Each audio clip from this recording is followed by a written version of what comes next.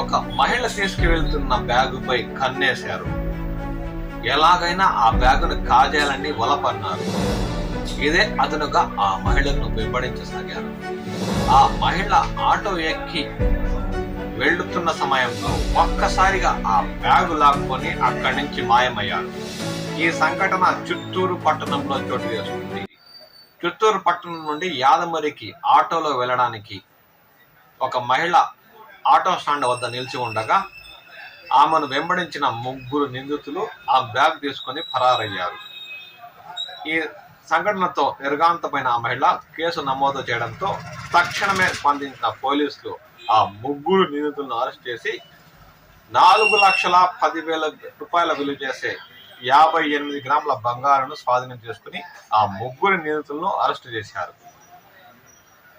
ఈ సంఘటన Chittoor 2 town police station పరిధిలో చోటు చేసుకుంది. 6,51,00,000 రూపాయలు విలువ చేసే 3,085 మొబైల్ ఫోన్లను రికవరీ చేసే బాధితులకు అప్పగించినట్టు చిత్తూరు జిల్లా ఎస్పీ మణికంఠ చందోలు పేర్కొన్నారు.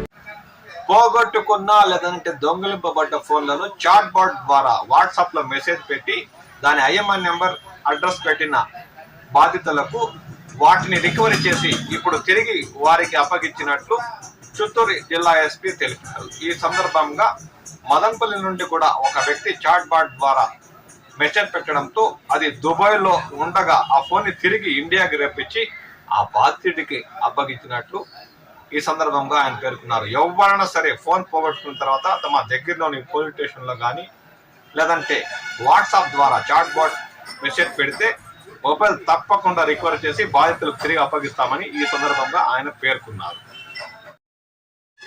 చిత్తూరు జిల్లా ఎస్పీ మణికంఠ చందోలు ఆదేశాల మేరకు డ్రంక్ అండ్ డ్రైవ్ టెస్టులు నిర్వహించి 16 మంది తాగి వాహనాలు నడుపుతున్న వారిని అరెస్ట్ చేసి కోర్టులో హాజరుపరచగా న్యాయమూర్తి ఉమాదేవి ప్రతి ఒక్కరికి 10,000 చొప్పున జరిమానా విధించారు.